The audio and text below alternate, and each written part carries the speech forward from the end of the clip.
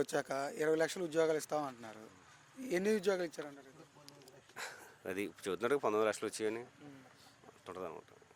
అంటే నిరుద్యోగాలు లేని రాష్ట్రంగా తయారు చేశారంటారా? ఫస్ట్ ఇప్పుడు 23 రాష్ట్రాల్లో ఫస్ట్ ప్లేస్లో ఉంది మన రాష్ట్రం. 29 రాష్ట్రాల్లో ఫస్ట్ ప్లేస్లో ఉంది. నిరుద్యోగాల్లో ఆ, అది మీరు అర్థం చేసుకుంటే బాగుంటుంది. ఉద్యోగాల్లోనే ఫస్ట్ ఉంది అనుకో, సరే. అది పెన్షన్లు ఎలా ఉన్నాయి అంటారండి? పెన్షన్లు చెప్పి జనాన్ని మోసం చేసింది. పెన్షన్లు 4,000 ఇస్తున్నాం అని చెప్పేసి ఎవరెందుకు మొన్న మా మామగారు పెన్షన్ అంతకుముందు గవర్నమెంట్ అప్పుడే వచ్చింది. దాన్ని వెరిఫికేషన్ పెడితే దానికోసం పోయి ఏలూరు పోయి కారు గుద్దారు, యాక్సిడెంట్ అయింది. అది అంత ఇది కాదనమాట. ఏమైనా తీసి 5 లక్షల పెన్షన్లు పోయినాయి. తర్వాత ఈ విద్యార్థులకి ఎలా ఉంది? విద్యార్థుల భవిష్యత్తే మాకు ప్రధానం అని చేసి కూడా ప్రభుత్వం విద్యార్థులు ఎవరికైనా ఫీజు రిమెంట్మెంట్ వాళ్ళు కట్టిండా మనకు తెలీదా?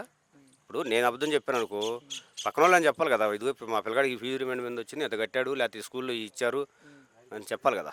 ఏది అది ఏం ఉండదు, అంతా బోకస్ మాటలే. 5 లక్షల పెన్షన్లు తీసేసినప్పుడు 4,000 ఎందుకు ఇవ్వకూడదు? ఇప్పుడు 3,000 పెన్షన్ని 4,000 ఎందుకు ఇవ్వడు? 5 రూపాయలు ఇస్తాడు, నేను 4,000 ఇచ్చానని చెబుతాడు జనానికి. అది కూడా అంతా అప్పుదేటగా ఒక్కటన్నా ఇదిగో సంపద చుట్టిస్తున్నా అని చెప్పాడు. దీనివల్ల ఈ ఆదా వచ్చిందని చెప్పాను. ముందు ఉంది వాళ్ళ ఇష్టాసారం, 24 అవర్స్ వాళ్ళ ఇష్టం.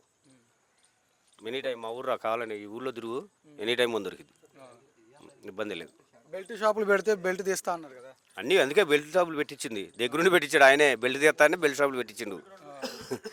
ఏడు నుంచి మొదలుకొని షాప్ కానీ మొదలుకొని సెంటర్కి వెళ్ళగలకి 10 షాపులు ఉంటాయి. అది ఇబ్బంది. మరి జగన్మోహన్ రెడ్డి కూడా ఇంతే చేశారా? జగన్మోహన్ రెడ్డి అసలు మామూలుగా ప్రైవేట్ కిందకి ఇచ్చాడు, మొత్తం అతని చేతిలో పెట్టుకుని అతనే నడిపాడు.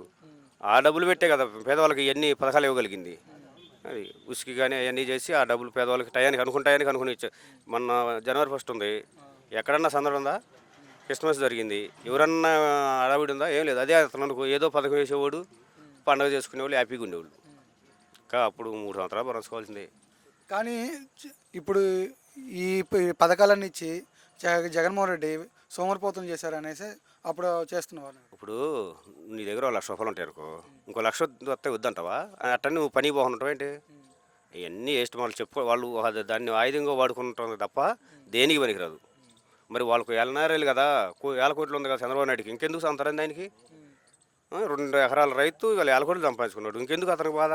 ఆయన మనవాడు ఎంత లేడు, ఎన్నో 1,000 కోట్లు చెప్పారు మొన్న మధ్య సంవత్సరం క్రితం. ఏం చేసుకుంటాడు 1,00,000 కోట్లైనా? ఇవన్నీ ఏదో జనాన్ని మభ్య పెట్టి మోసం చేసి గెలిచింది. వాళ్ళకి ఈఎంల మీద గెలవాల్సిందేలే, దాన్ని మీద వెళ్తారు.